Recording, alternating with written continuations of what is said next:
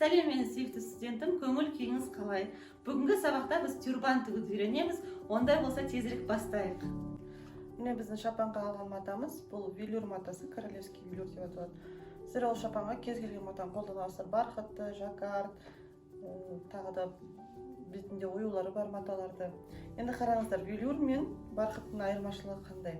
Велюр бетінде түгі бар мата болғаннан кейін, оны көтерген кезде бір жағы ашық, бір жағы темный болады. Сол себепті сол направление борса деп аталады. Сол себепті соны сразу бірден анықтап алыңыздар. Одан кейін лекалдар бұл матаның бетінде бір бағытқа ғана қарайды. Қазір лекалды орналастыру кезінде түсіндіремін ол қалай екенін. Ең алдымен матаны қай жағы сізге ұнайды, сол жағын белгілеп алуды қазір көрсетейін. Міне қараңыздар, матаның мына жағы ашық түсті. Ал екінші жаққа бүйтіп аударатын болсақ, ол уже кішкене темный болады. Міне. Енді өздеріңізге қай жағы ұнайды, сол жағын таңдап тіксеңіздер болады. Маған да темный жағы ұнап тұр. Осы темный жағын жоғалтып алмас үшін сіздің киіміңіздің бас жағы мына жаққа қарау керек. Егер бас жағын мына жаққа қоятын болсаңыз, киіміңіз мынандай ашық түсті шығады. Егер де мына жаққа қойсақ, қазір темный болады. Сол себепті мен киімді екінші басынан бастаймын матаның. Міне қараңыздар, жаңағы лекалды матаның бетіне орналастырып алдым. Бағанағы айтқандай барлығы міне жоғары жаққа қарайды. Мен бағана айттым, темный жағын таңдадым деп матаның. Иық тігісі, мойын ойынтысы, қолтық ойынтысы мына жаққа қарап тұр, артқы бойдың. Алдыңғы бой тігі тура солай қарайды. Керісінше былай төсеп қоймаңыздар. Егер де былай төсесеңіздер, лекалды етек жағын былай қаратып, алдыңғы бойдың, артқы бойдың жоғары жағын жоғары қаратып, ол кезде сіздің алдыңғы бойыңыз светлый болып қалады, артқы бойыңыз темный болып қалады. Негізгі ерекшелік осы да осы матаның. Қазір артқы бой мен алдыңғы бойды орналастырып аламыз. Сосын жеңді орналастырамыз, сосын уже маталарымызды қиямыз. Енді қараңыздар, лекалда дублирин деп тұр. Дублирин деп тұрған детальдарды дублирин қиып аласыздар сразу қатырма матасын. Егер де сізде кесте болатын болса, екінші жағында, онда дублирин қимай қойсаңыздар да болады. Сосын мына жерде егер де кестеңіз болмаса, тігетін мынандай планкадан 4 штук қиясыздар, яғни 2 рет қиясыздар. Сосын мынау астыңғы үстіңгі бөліктерінде верх плюс подклад деп жазып тұр. Егер де киіміңіз астармен болатын болса, астарында тура осылай қиып аласыз, астарсыз болса, онда осылай қалдыра берсеңіздер болады. Онда қазір лекалдарымызды орналастырып, қайтадан дұрысынан сосын қиып алайық. Одан кейін арғарай уже машинкаға барамыз. Шапанымызды тігуді бастаймыз. Ең бірінші иық тігістерін қосып аламыз. Одан кейін жан тігісін қосамыз. Жанындағы тігісті. Сосын жеңнің астыңғы тігісін қосып шығамыз. Қараңыздар. Бірінші булавкамен қыстырып аламыз. Одан кейін машинкамен тігеміз. Сосын шетін аверлоктаймыз. Егер де сіздің шапаныңыз астарлы болса, онда аверлоктамай қосаңыз болады. Тігер алдында лапканы түсіреміз, енені матаның ішіне кіргізіп қоямыздар. Тігіс енді 1 сантиметр тігеміз. Қараңыздар, алға қарай жүресіздер. Закрепка береміз. Осылай иық тігісін, жан тігістерін осылай қосып тігіп шығамыз. Міне жеңімізді тігіп аверлоктап алдық. Енді жеңнің ұшын қайырып, мынау лентаны тігетін боламыз. Қазір көрсетейін. Ең бірінші жеңнің ұшын 1 сантиметрге қайырасыздар, одан кейін 6 сантиметрге қайырасыздар. Лекалда қарасаңыздар көрсетілген. Артық осы 6 сантиметр берілген заранее. Линейкамен өлшейсіздер. Мұнда 5, тағы да 1 сантиметр қосамыз. Осылай жеңді айналдыра 6 сантиметр, 1 сантиметрге бір қайырып, 6 сантиметрге 2 қайырып, айналдыра булавкамен қыстырып тігіп шығамыз. Сосын лентасын тігеміз. Міне бір жерін қадап алдық, енді екінші жерін тағы да қадаймыз. 1 сантиметр ішке қайырасыз. Одан кейін 6 сантиметр тағы да сыртқа қайырасыз. Өлшеп аламыз линейкамен. Ровно 6 сантиметр болу керек. Осылай айналдыра булавкамен қыстырып шығыңыздар, одан кейін машинкада тігеміз. Міне булавкамен қыстырып шықтық, енді машинкамен ішкі жағынан тігесіздер. Мынау тігіс ені 0,1 сантиметр шетінен тігесіздер. Бірінші закрепка беріп аламыз, кішігірім. Одан кейін айналдыра тігіп шығамыз. Сосын лентасын тігеміз. Лентамызды қиып дайындап аламыз. Жеңнің ұшының еніне қарай. Мына жерде 1 см тігіске артығымен бересіздер. Қазір бірінші лентаны бетпе-бет бір-бірімен қосып аламыз. Тігіс ені 1 см. Одан кейін жеңнің ұшына айналдыра тігіп шығамыз. Қазір көрсетемін. Міне лентамызды қосып тігіп алдық. Енді жеңнің ұшына айналдыра тігіп шығамыз. Қараңыздар. Жеңнің ұшына қатты шығармайсыздар. Где-то 1-2 мм жетпейді. Осылай айналдыра булавкамен қыстырып аламыз.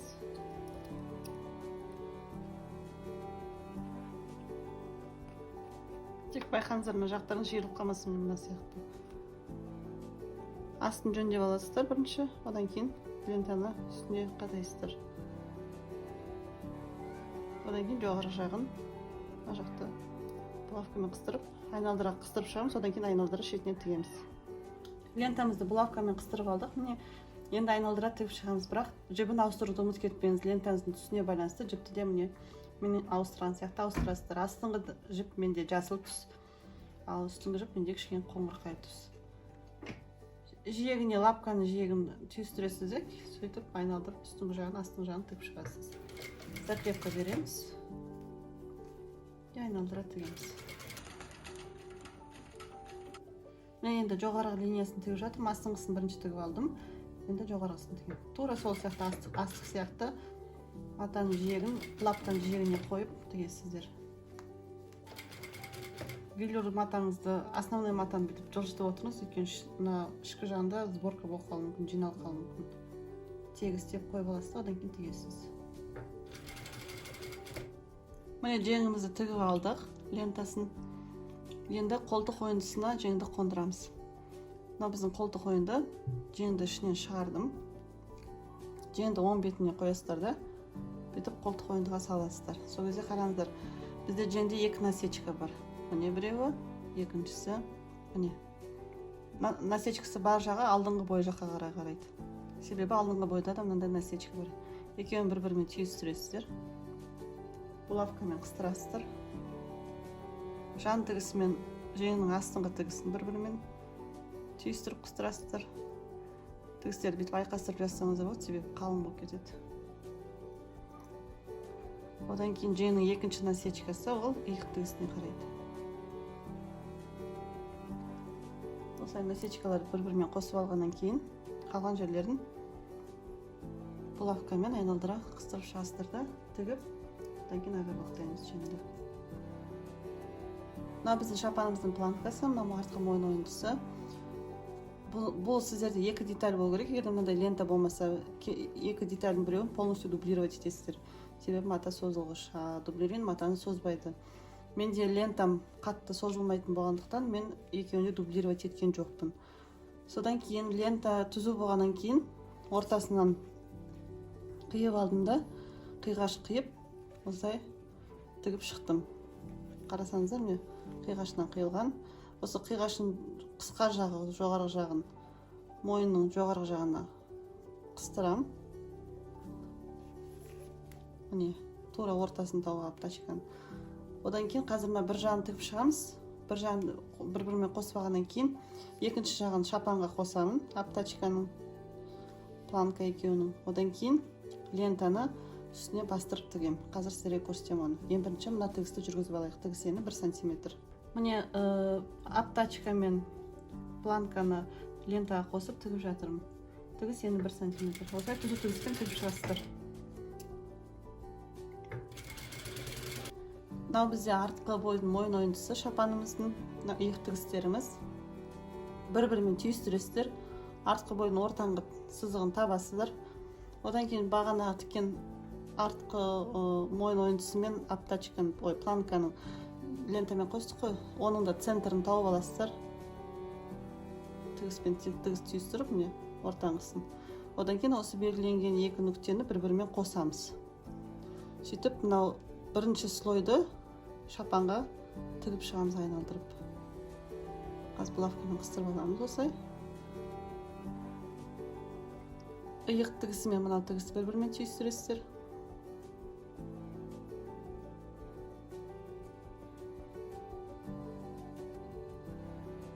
Одан кейін етегіне дейін қыстырамыз. Араларын кейде бұл велюр матасы жылжып кетеді, сол себепті егер де сіздікі жылжып жатса, бірінші көктеп алсаңыз болады, одан кейін машинкамен тіксеңіз болады. Егер де нормально тігіп жатса, онда булавкамен тіге беріңіздер. Қазір осыны булавкамен қыстырып тігіп шығайық, сосын ары қарай көрсетемін. Қараңыздар, мен тігіп шықтым. Бұны тігу үшін лентаны бірінші өзіміздің шапанға тігеміз. Артқы бойын, мойын ойындысын тең ортасын тауып алып, біздің лентаның ортасымен түйістіреміз. Тігіп шығамыз. Одан кейін қазір екінші бөлігін, планкамызды, мына шетін қазір оверлоктаймыз. Одан кейін мынау тігісті жатқызып үтіктейсіздер, бері қарай, ішке қарай лентаны, себебі ол ішінде қалу керек. Одан кейін мынау бөлікті оверлокталған, мынау тігістің үстіне бүйтіп, тігістің үстін жабасыздар, бүйтіп бір 2 мм дей. Осылай жауып, булавкамен қыстырамыз. Мына жерлері оверлокталған болады, себебі мата сетінеп кетуі мүмкін. Содан кейін мына оң бетінен тігіс жүргіземіз, оны қазір көрсетемін сіздерге қалай. Бірінші оверлоктап, булавкамен өстіп қыстырып алайық. Қазір етегін қайырып аламыз, бұлай екі қайтара тігеміз. Оверлоктап қайрасаса да болады, бірақ бұлай әдемірек болады. Ол үшін біздің планкамыз бен лентамызды бұлай бүктеп аламыз. Мынау тігіс ішке қарайды. Одан кейін оверлокты сол тігістің үстіне қарай жібереміз. Міне бұлай булавкамен қыстырып аламыз. Осы жердің барлығын.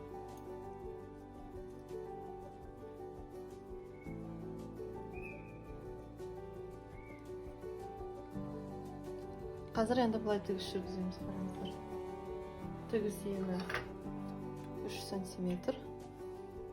Сызып аласыздар, түзу тігісті.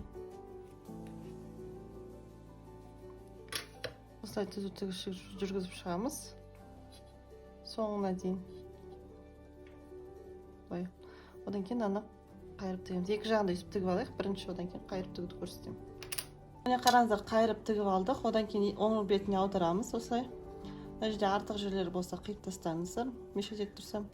Сосын қараңыздар, мынау бөлікті екіге бүктейміз. Бағана 3 см алдық, 3 см екі рет, бір жарымнан осылай қайырасыздар. Булавкамен қыстырып аламыз. Екінші жағында тура осылай тігесіздер. Тағы да бір жарым. Тағы да қайырамыз. Бұлай қарай. Үстіп қайырып, шетінен тігіс жүргізіп шығамыз. Одан кейін мынау тігісті уже бұлай бастырып тігеміз, сонымен біздің шапанымыз дайын болады. Етегін қайырып тігіп алдық шапанның. Енді мынау тігісті тігеміз. Қараңыздар, тігісті ішке қарай қайырамыз. Үтіктеп алсаңыздар да болады, мен үтіктеп келдім. Одан кейін үстіне мынау тігісті жауып тігеміз. Бұлай.